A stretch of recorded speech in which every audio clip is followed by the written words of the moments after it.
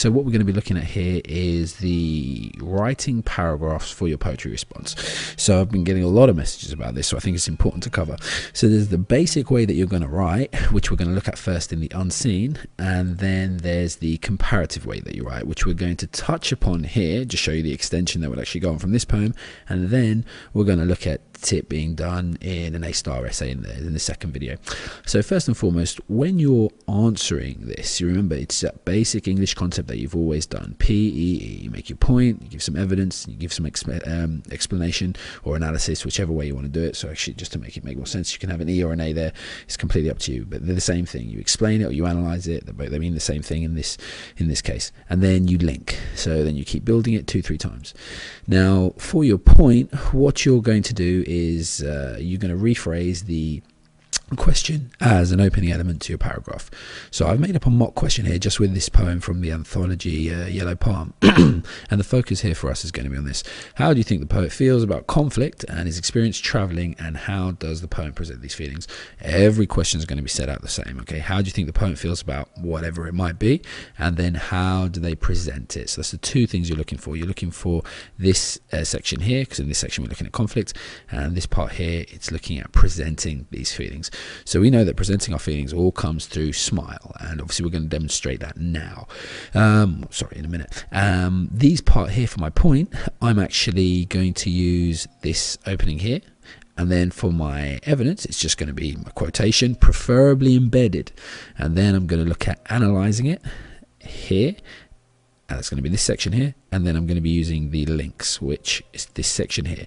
Now this is for the unseen, but it's going to be very, very similar for the comparative section. So we're looking first at section B, then we're going to look at section A. So just so I can get this clear to you, make a P there, and then we're going to have the A, and then we're going to have the L. So let's see if we can make this work. So I'm going to get paragraph going just under here, just so you can see how you develop it. So I've got my smile points, and you've got them on Facebook if you want to do this, and I would recommend practicing doing it with the notes that are up on Facebook. Please make use of them so you can get as much practice in before the exam. So we look over here, we've got a point. So I'm looking for things about conflict. Okay, so we get a sense of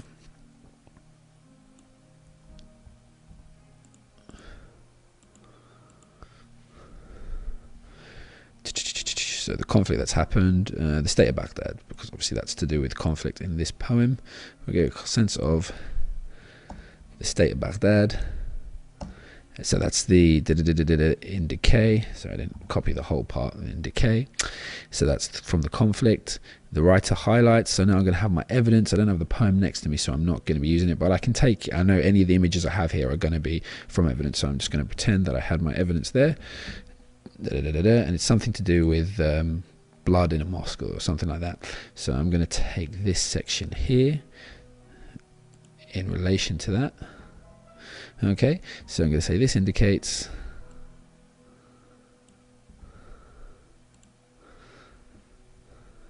okay, so I'm building into my analysis. This is the start of my analysis now.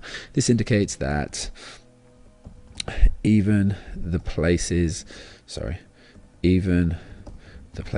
that are supposed to be peaceful have not been spared in the conflict, and has had a huge effect on everyone, as it has penetrated their most sacred places.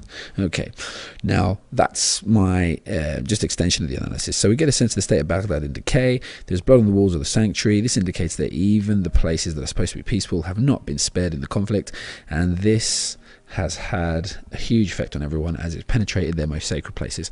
Now, to an extent, that's a bit tautologous. I'm saying similar things again, but I'm focusing on a slightly different thing.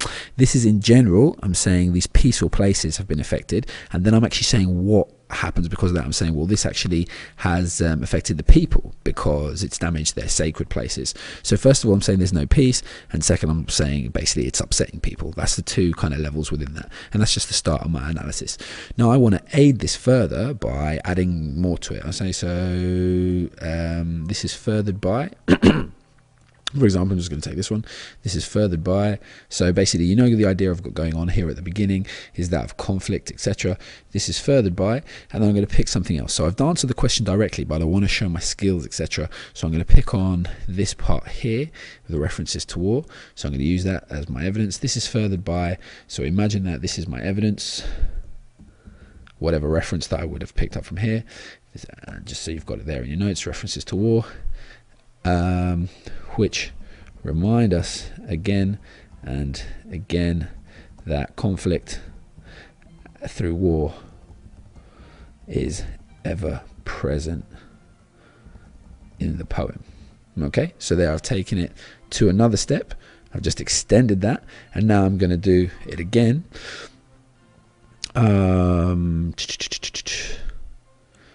Take this one, just kind of brighten it, right, I'll go for it again. I just have to change the start, so further emphasis is added through, and now I'm going to look at something else, through the I'm going to use this, it's this one. Now this one I wouldn't actually have to put any evidence for, because it's something from structure. So this is further emphasis added through the rhyme scheme. It should. So basically, the only reason I'm extending these is because these were my notes. These are my small points here are just notes. So I'm extending it so it's in a proper essay format here. Further emphasis added through the rhyme scheme. It should feel more cheery, but it does not. This is cleverly designed to create conflict within the poem itself rather than through its message, giving us an altogether capable feeling of awkwardness and conflict throughout. Okay, so you see this is all 1 point, and what I've done is I've actually built on it 2 or 3 times. So let's look over what I've done again. Here we've got the opening. We get a sense of state of Baghdad in decay, blood on the walls of sanctuary, my quotation. This indicates that even the places that are supposed to be peaceful have not been spared in the conflict, and this has a huge effect on everyone, and it's penetrated their most sacred places. So if we can get the colors up on this just to show you where it's different. So this is just my analysis, okay? That's just my analysis. This is furthered by, and then I've got my quotation, a reference to war, which reminds us again that conflict through through war is ever present in the poem. Okay, so I've got that again, but I'm linking now to stretching it. Now I don't need to analyze that too deeply because I've kind of touched upon what I'm analyzing in that one. I'm just showing that I can link to a different skill here in language. Further emphasis is added through the rhyme scheme. It should feel more cheery, but it's not. This is cleverly designed to create conflict within the poem itself rather than through, that should actually say within the reading of the poem itself rather than through its message, giving us an altogether inescapable feeling of awkwardness and conflict throughout the poem. Okay, so, and I highlight that one differently again. So I hope you can see that in that, what most people would do is they would stop right there after they've done that one, or maybe they'd only put one thing. Here I've put 2, remember. So hopefully what you can see is you're just building it that way. Now you don't have to do this for every poem, for every poem or every point. So this here is, forgive me again for the pacing of this. This bit here is, it's not 2 words. I know it's not 2 words. Can you tell me how many words it is, please, Microsoft? There we go. Sorry, 123. So theoretically, that's 1/3 of your poem, of your analysis essay right there. If it's the unseen one, because you only have to do about a page and a half, or do as much as you feel you can get. But I'm just telling you because you've only got 20 minutes to write it, so you're not gonna be writing bucket loads. So here, or should I say tree loads? And here you've got everything you need to kind of just show a range of understanding. Because if you remember the last video where we actually looked at how it was marked, this this is going to cover virtually all the things that actually you're being asked about. So whatever question you get, remember, you're going to always focus on the meaning first and foremost, which in this thing, the thing we've actually looked at is the conflict in the state of Baghdad, and then you've actually got it broken down in different sections. So that's how you would build it. I hope that makes sense. Just remember PEAL, and then link 2 or 3 times, however much you feel comfortable with and however much you feel is strongest. If there's an original way of putting something, then put it in an original way, but just go as safe as house at the beginning. You can't go wrong. Now, the only difference that you would do, and we'll look at this in an A-star video, like I said, in a second. The only thing you would do for the comparison section, which is section A, which is 36 marks, is you do as above, but you link each paragraph, but within each paragraph, I'll just highlight that, swap the focus of your essay to the other poem, showing how it focuses on something similar or different in a way that is similar or different. Now, that bit's a little bit confusing. So basically, if the first poem is about conflict and the second poem is also about conflict, then that's great. You've got something similar, okay, in its kind of topic. All right.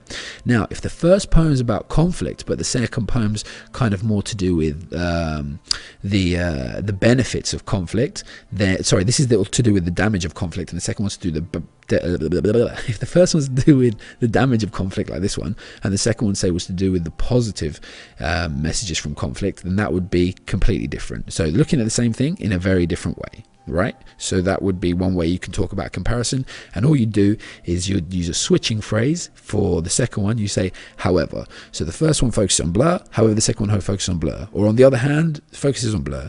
So the first one focuses on the first one focuses on something, and then the second name of the poem focuses on a different. So you can see here, that's all these stock phrases that you've got here will be useful to you. Now, if they focus on something that's similar, but they do something different within it, or same within it, this is how we'll write about it. So let's go back. If a poem focuses, say, on, like this one, the state of decay in Baghdad, and then another one focuses on the state of decay somewhere else. Let's just take that as a given. And then we say, and they similarly use, let's take a reference from this one, a lot of references to war. Now, if they use a lot of references to war, again, to remind us of war throughout, then it's doing a similar thing in a similar way. Now, look, it can do it another way as well. I might actually write up some examples in a minute in another video. Now, if it's focused on something different, but then also they might use something that's similar. So let's take colors. So let's take images here are used to, for example, make everything very vivid to us.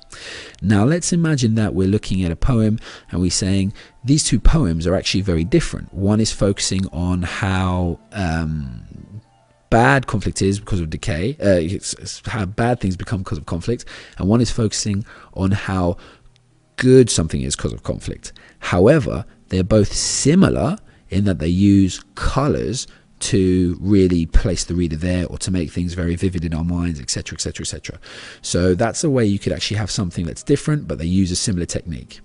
Now, the easiest one to look at, or just the straightforward, makes probably more sense, is if we have a different focus and then we have a different way of actually using something. So again, if we've got a different poem, so the first one, like we said, again, sorry to keep repeating it, the first one's about the decay that comes about because of conflict, the second one's because of the positive repercussions, or the positive consequences of conflict, and they both use the references of the visitor taking everything in, for example, in an image.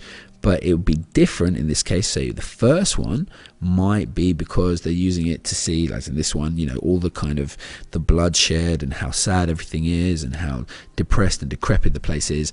But the visitor in the other one could actually be a group, and they could be seeing how great it was. Okay, so that could be used that way. Or another way it could actually be different is that, you know, you could say that it's not a visitor that's doing it, it's the narrator, we're hearing about it secondhand from a character. I hope that makes sense. It should do, but I will go through some examples of it in with real anthology examples as well, to make it a little clearer to you. So remember, something can be similar or different in a similar and different way. So it's kind of two levels within it. So you've got the first level, whether we're right, is it similar or different in terms of the meaning? Yeah, that's actually a good way of putting it. Imagine this meaning here as level 1. Okay, that's the most important one. That's the prime level. So similar and different in level 1 is grand. Similar and different anywhere else is what we're referring to in this second part here. So I'm just going to put a 1 next to this. If you've listened to that bit about 1 and prime for meaning, and the second one here, let's hope that makes some sense. Again, I'll do some examples, so hopefully 1, 2, 3. So for any of the 4 areas there, they're what's referenced in area 2, but similar or different, and that's for section 1. Now all you have to do is add or tag wherever you want the second element from here. So let's say this is further by reference to war, which remind us again and again that conflict through war is ever present in the poem. And then I'm just going to say an adding phrase here. So we also see, control copy, and we also see, and then I reference in there my second poem.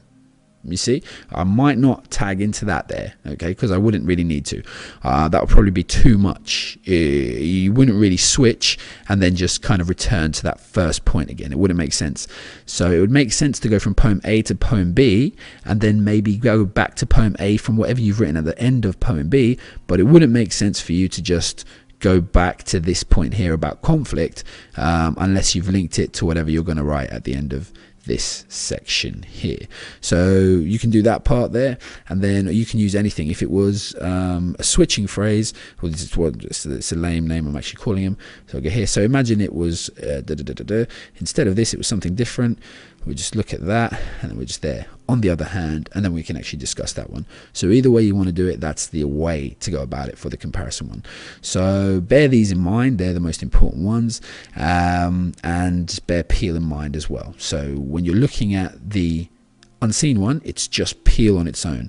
Point, evidence, analyze, and then link it 2 or 3 times to something else from SMILE. With the other one, with the original one, the one worth more marks, remember to spend more time in this one, you've got to do exactly the same thing, because that's the skill you're trying to do, but then also add in the linking sections to paragraphs, and then keep this all one paragraph. And we're going to look at that now in an A-star top band essay.